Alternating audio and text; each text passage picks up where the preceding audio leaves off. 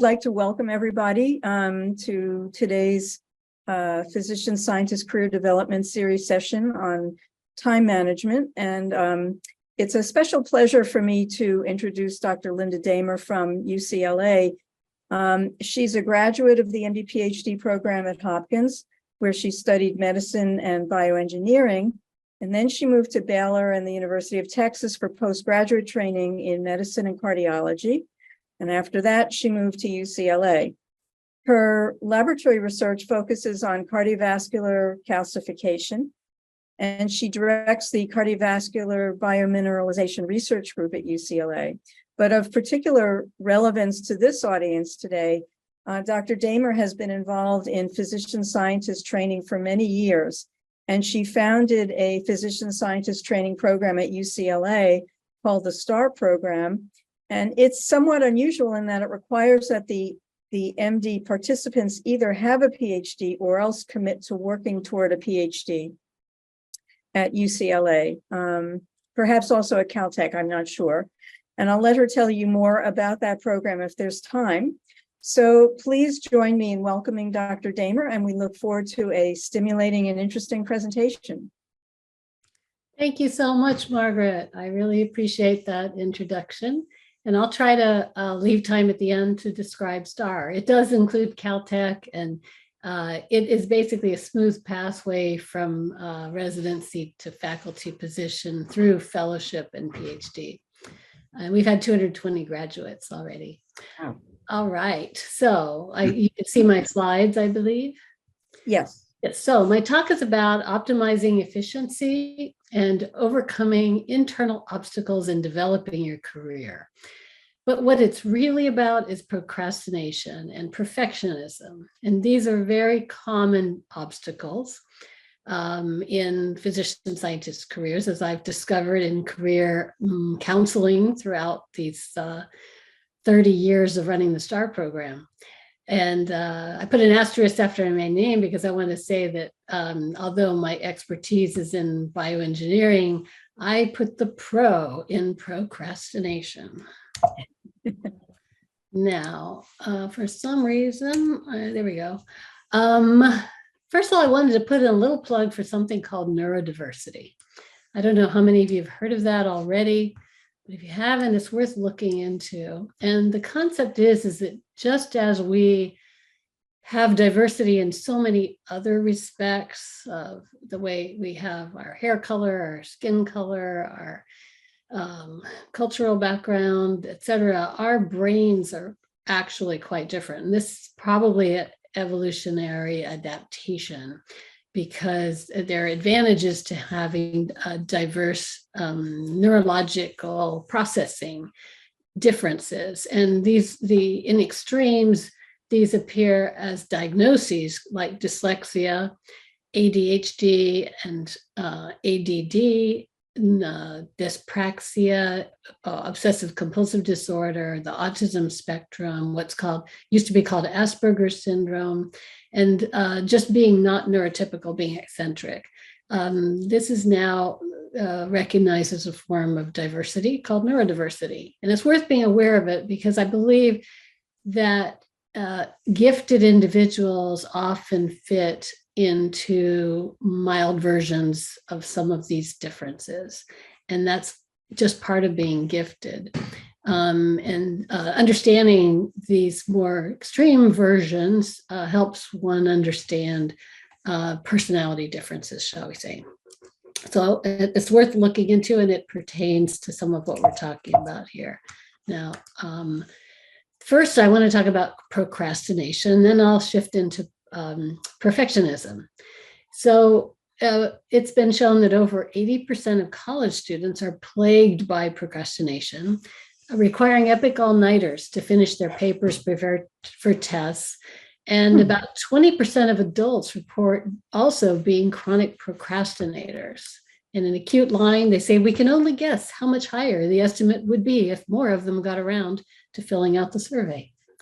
So it's not clear really how many people have it, but you might Some of you may recognize yourself in images like this. This guy has sharp pencils, clean paper, good light, comfortable chair, hot coffee, warm room, ready to work. Perhaps the room is too warm. And then the cycle just begins all over again. If you find it kind of hard to initiate and having to have everything just right before you can start, that's kind of one indication or marker of a form of procrastination. Here is a visit from the procrastination muse. And here this poor woman is trying to get her project done. And the muse is saying, "You look tired. Why don't you take a nap? You'll think so much clearer after a run. Don't forget to call your mother. And you need to do the dishes right now." I find that when I have a big project looming, that's when I feel the tremendous need to dust the legs of the chairs in the house. You'll find any excuse to not proceed with the project. And some people say there's a triad called procrastination, perspiration, and inspiration. And these can definitely interfere with our work, but in some ways you can end up, procrastination can lead to inspiration when you have the situation shown here. One of my favorite Calvin and Hobbes series here is when Hobbes asks Calvin, "Do you have an idea for your story yet?" "No, I'm waiting for inspiration." "You can't just turn on creativity like a faucet. You have to be in the right mood." What mood is that? Last minute panic. Definitely the case for many of us. There is a wonderful TED Talk that I recommend from a guy named Tim Urban that's called "Inside the Mind of the Master Procrastinator." And he explains it in a beautiful way where it involves the procrastination monkey versus the panic monster. And what he describes, I just took a couple of images out of his presentation that I don't know if you can see. Can you see my pointer?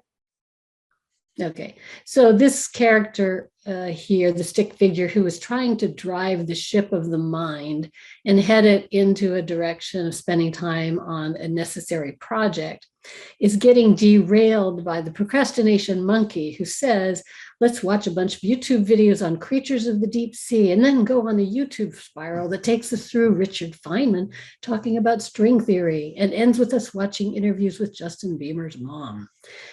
And there's nothing that can stop this procrastination monkey from taking over, which he does here, takes over the mind and gets it spending time until the moment that the panic monster arrives. That's the only time that the procrastination monkey lets go of the steering wheel. And the panic monster scares it away. And then at the very last minute, the work gets done. And so he tells this beautiful story that is easy, at least for me, to relate to. And I think many of the physician scientists I work with have found this kind of to be the case. Another version of procrastination is procrasto-working. And that's procrastinating on one thing by working on something else. I definitely see that as one of my many versions. And actually, I find that some of my best and most productive work is what I do and what we do while procrastinating about a looming major project. So often it feels more fun to be working on some other project, like I did for this talk. And sometimes, and because it's more fun and you want to do that instead, you can do some beautiful work on other projects. Like you may be a co-author in something and you might spend your time on a co-author project instead of your primary project. That can be a common problem, especially since it can be more fun doing things with other people, in a team. Another form of procrastination is called precrastination. This is actually the opposite phenomenon. And this is an urge to start a task immediately and finish it as soon as possible, long before the deadline. So this is the envy of people who procrastinate. And the basic situation is that with people with precrastination, feel a definite need to progress and a fear of postponement. So you may see this when a flurry of emails land in your inbox and you feel you have to answer them instantly. I find this certainly with text messages, because if I don't, they'll disappear and I'll forget about them. But when you have like a speech to give in a month, each day you don't do it, work on it, can bring this creeping sense. And so it causes a desire for a need to finish early. And it's a way of shutting down the complicated thoughts, avoiding the pain. But the problem is while it avoids the pain of divergent thinking, which is very creative, it also misses out on the rewards of that can come from spending more time on a project. Now, the bright side of procrastination is that while it's a vice, it can be a vice for productivity. It can be a virtue for creativity, but it does depend on it being managed appropriately. In a study by Jihei Shin, procrastinators earned significantly higher creativity scores than precrastinators because procrastination encouraged divergent thinking. So by letting things simmer and letting them cook for a little while, sometimes you can come up with really nice thoughts. It may also relate to the high adrenaline that comes with the panic mode. There was someone famous who once said, "You call it procrastination, I call it thinking." And this is a nice image of that by spending more and more time letting something simmer, you may be basically doing mental crystallization, getting an exponential growth rather than a linear growth. And I found I and others would write grants this way. There's quite a difference between two different types of people. So I was in a program project at one time, and the other project leaders would just start writing their grants and like make a steady rate of progress every day. And they would just write full sentences out. And I found that was because they were quite senior and didn't have to do much creative work or didn't feel a need to do creative work. Whereas I felt a strong need to be creative because I was junior and had to come up with something really jazzy. And so I found that they were really bothered by how long it took me to actually show them something, but I was really working hard on being creative, and it turned out quite valuable. And many other types of creative work benefit from taking time away to see it with fresh eyes. And that sometimes is just a night of sleep, sometimes months, but it can be both procrastination and creativity working hand in hand. Some of the possible causes of procrastination include a low tolerance of distress, an unpleasant kind of work, maybe you're in the wrong area, a daunting task, which could be overcome by breaking it into smaller steps. So if it's just too big of an effort, that definitely promotes procrastination.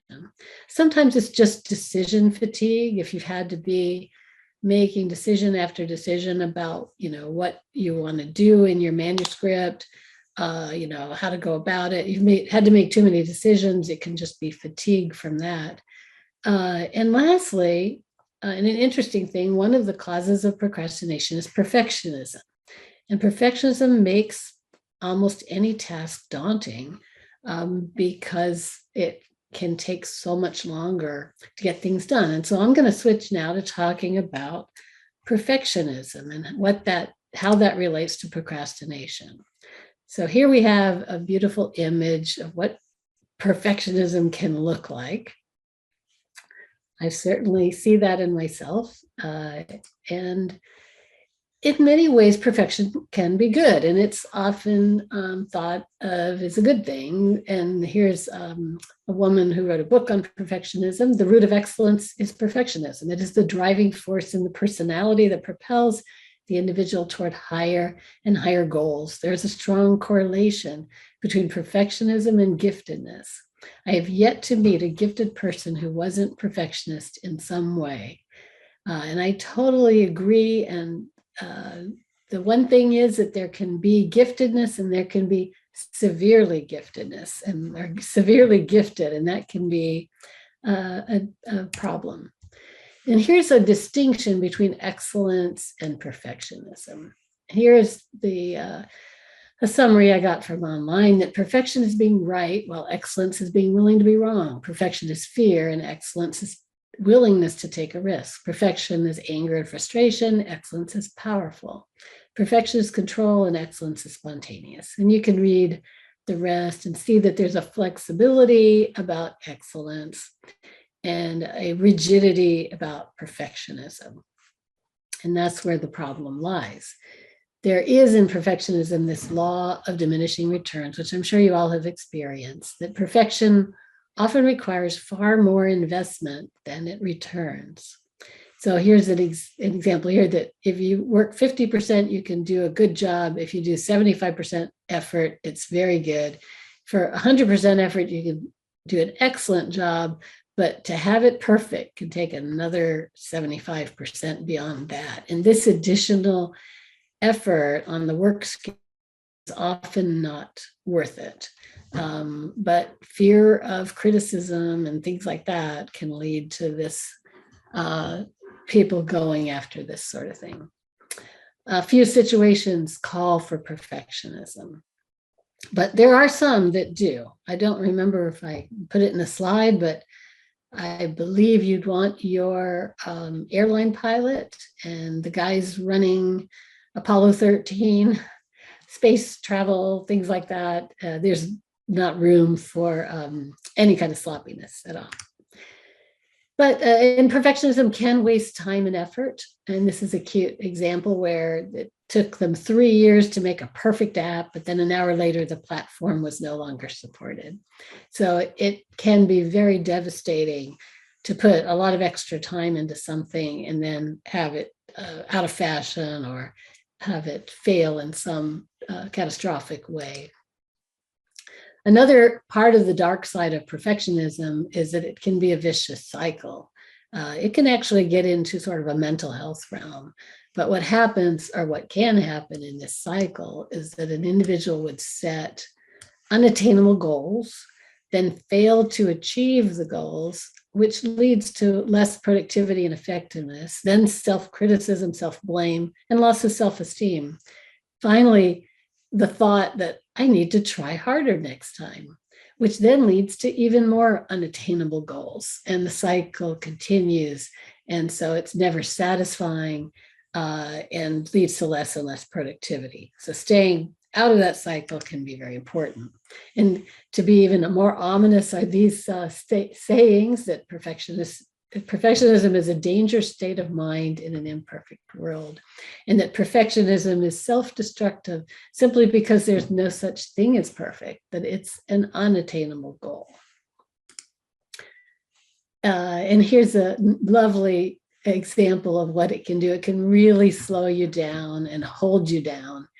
As a creative, many of us take pride in our work, and the goal is to make every project perfect. But you may never feel like your projects are fully finished because you can always find something to correct or improve.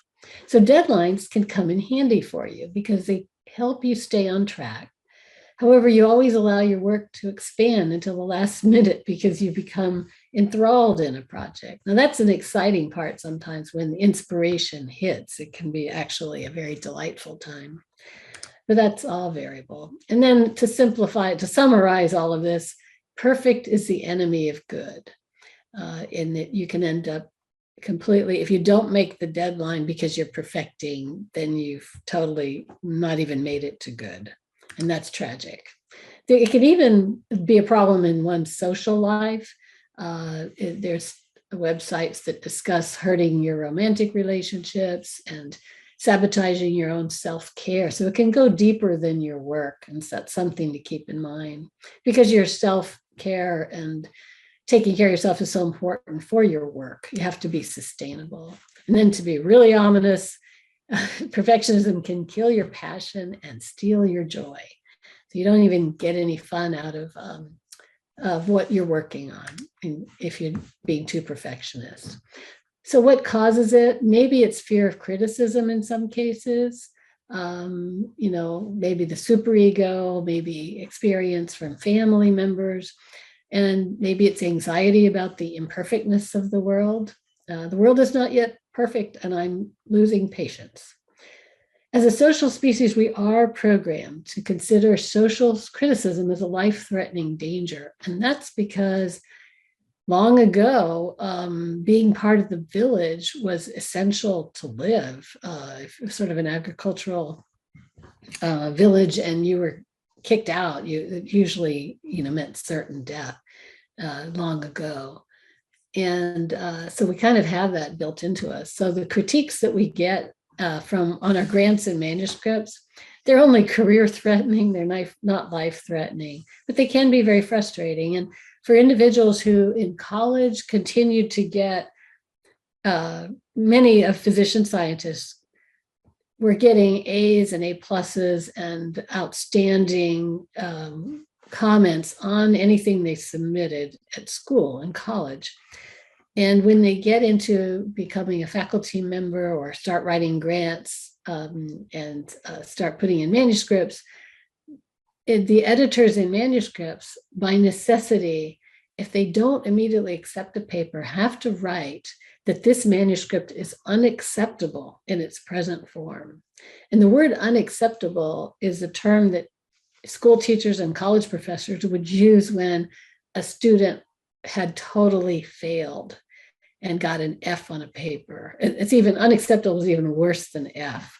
And so for those of us who were getting A's throughout our education, it's a real shocker to get an editor's letter saying that the manuscript that we've just spent 8 months writing is unacceptable, is really shocking. But it's important to know that that doesn't really carry the meaning that you might think. It just is there.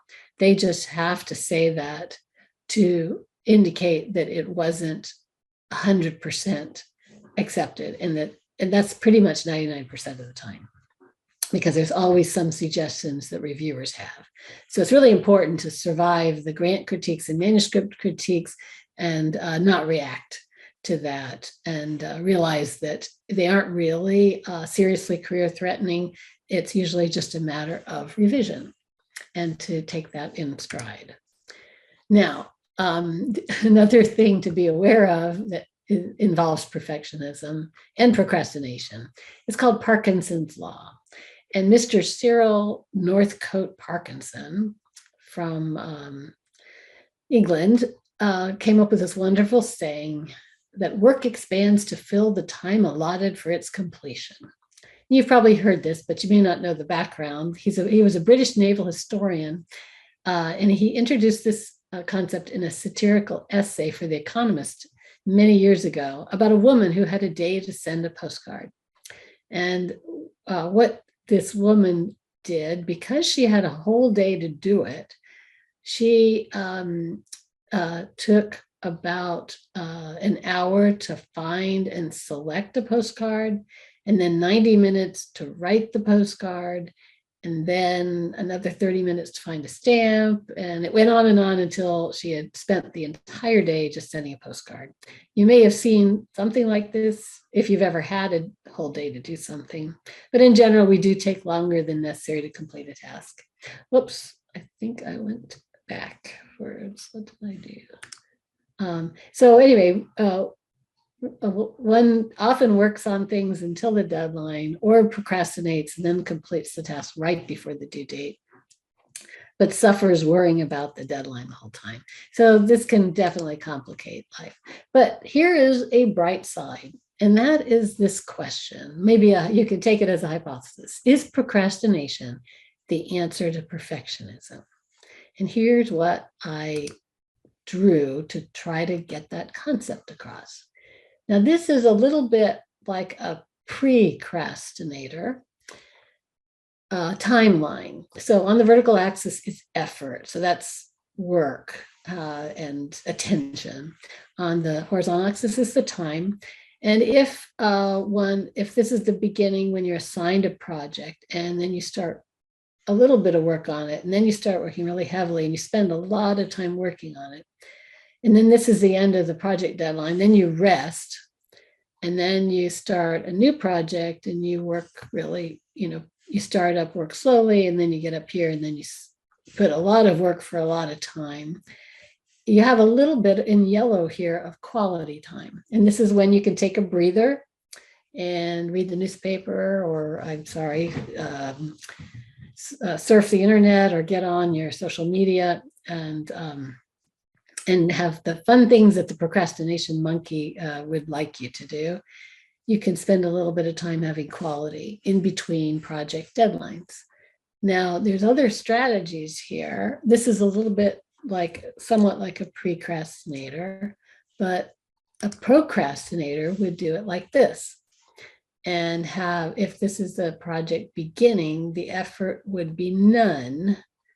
If this is 0 here, the baseline, none, and then gradually increasing, maybe not even significantly, until panic sets in. And then enormous amounts of effort go into it. And then there's a rest period. And so procrastinating here can actually buy you more quality time in life and avoid all the negatives of perfectionism. Now, obviously, there's a price to pay, and that is this panic period when work has to be done really, really hard. And then after the next deadline, then there's rest, but there is more quality time the more you procrastinate. And that's part of why we procrastinate. But as I said, there's this price to pay. So what one would ideally do is try to manage some compromise between the two, so that there isn't as much panic time, but there isn't as much over excessive effort. There might even be more area of effort under this curve than under this one. You can imagine all the different kinds of curves in between these two shapes, but you could reduce your quality time by 30% and start your work a little sooner, and then have less of an intense panic time. So just kind of comparing these two curves and finding where your happy medium is can make a big difference. So focusing on the amount of time that's necessary for a project instead of the due date can increase your productivity and prevent inefficiency. So you either get it done in a short period of time well before the deadline, or get it done right before the deadline in a short period of time. And either one of those can be very efficient, and the latter has a little bit more adrenaline related to it. And so one way to deal with perfectionism is controlled procrastination. I'm seeing stuff in chat. Let me see here.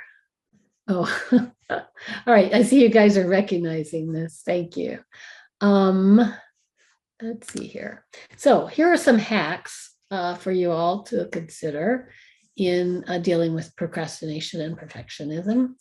And that is, for perfectionism ruining your quality of life, the idea is to leverage restricted procrastination. Take a good breather and a serious relaxation before taking on the next project.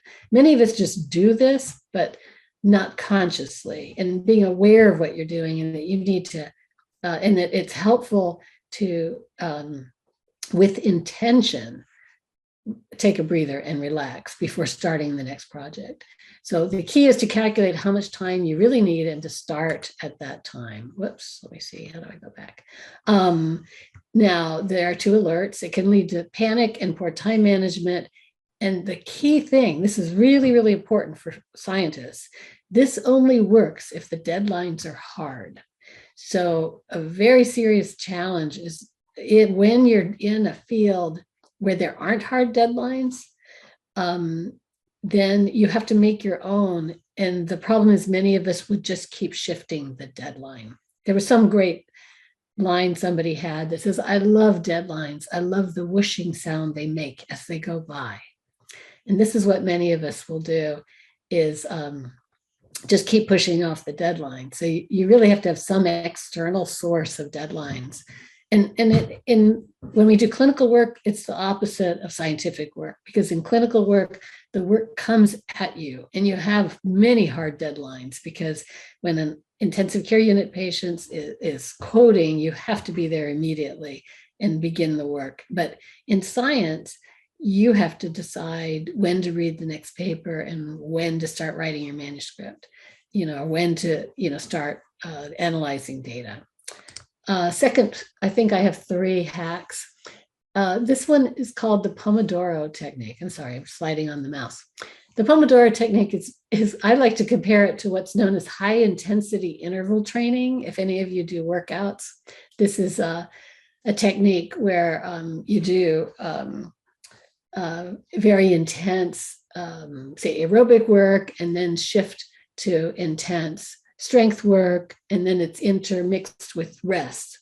And this can be a very effective way to avoid fatigue in your workouts. I don't know more than that about it, but I think it's a neat concept. Anyway, so the issue when you're dealing with a situation where little distractions end up derailing your time, or work goes past the point of optimal productivity, and open-ended work just takes unlimited amounts of time where you're sitting at a computer for hours on end. And if you overestimate how productive you can be in a day, when these things happen, and I've noticed that I can get up on a Saturday morning and I'm going to set the whole Saturday to work on a project for work, I find that I end up doing lots of other little things instead, and the day just goes by and I don't end up being as productive as I expected. So one idea, and the reason it's called Pomodoro is that's Italian for tomato, and apparently there are kitchen timers that look like tomatoes like this. And what you can do is set a timer where you try to work real intensely for a certain period of time, and then when the alarm goes off, you reset the alarm and take a short break that is also timed. And that, you may have noticed that if you ever had to take final exams where you had to write an essay in the classroom and you had 1 hour, you can often write a really nice essay during that time period in the final exam in the classroom because you have to do it really fast. Whereas if you had a whole day to do it, you probably wouldn't even write it as well. So this can help you really concentrate and reduce mental fatigue. And then the third one is, and I think this is last hack, that if your perfectionism leads to writing and rewriting the same sentence over and over, and then you end up deleting the whole paragraph for some reason, and you waste a lot of time perfecting your writing while you're trying to get, the content down. What you can do is alternate the presence of a writer and an editor. So you sort of think of yourself as having 2 people that can be in the room with you, a writer and an editor. And what you have to do is only allow one in at a time. So in the first session, you have only the writer there, and the writer can write freely, but no editing is allowed. So you can't even go back and retype, misspelled word. You just go forward and you just write content and ideas, and you don't organize them. You just keep going forward with everything you can think of that you want to say, and in stream of consciousness format. Then you escort, let's see, I see and during that time you have the editors and proofreader outside of the room, but you promise to bring them back later. Then in the next session, you get rid of the writer and you bring in the editor and proofreader, and you allow them to sort of start moving things around and, and correcting spelling and, putting things in the right order. And if something comes to mind, you just jot it down as a quick little memo, but not in any kind of, specific format. But you try to focus on just editing. And then you escort the editor and proofreader back out, and you leave the writer there to go forward again. And how frequently to make that change is unclear, but you might do writing in the morning and editing in the afternoon. That's a common way, or in the evening, to break a day apart that way. And I think, this is the last one. Let's see. Okay, so as I was saying before, science is creative and we take pride in it and want it to be perfect. Our projects are not normally finished. I think I already said this. Deadlines do help us stay on track, but the work expands. So what you can do for that is to involve your PI or your colleagues or a mentor or a coworker very early in the process. And this will be to avoid spending unnecessary time on refining. So for instance, you might spend a week or two writing up a section, an introductory section for a manuscript, and you take it to your PI later and they say, oh no, that's the whole, wrong direction. I really want you to do it this way. And you will have spent so much time refining it and making it perfect. That ends up a complete waste. So what you want to do is engage them very early when you have drafts, not to be afraid or ashamed of presenting a draft to somebody. One way to do this is to schedule regular check-ins, or one of the ways I have found to be really valuable is to actually write with a writing partner. And that gives you instant feedback. And then you don't waste any time on things that your colleague or co-author doesn't like, you know what I mean, or would disagree with. And you can resolve them right then and there. So it saves many steps of going back and forth of sharing manuscripts with other people. So co-writing I have found to be really, really valuable. And I recommend that strongly. So those are some of the possible hacks. And lastly, this is my last slide. In a conclusion, I would say that procrastination and perfectionism are very common among successful and among gifted individuals. And those two things don't necessarily go together. But they're also common among unsuccessful individuals, especially those who are severely gifted. So managing them and using them to leverage one another is what seems to make the difference in whether people do well and are happy or not. So you have to be sustainable in your career, and sustaining yourself means managing these two features that probably contribute to your success up to now. And I believe that's the last slide.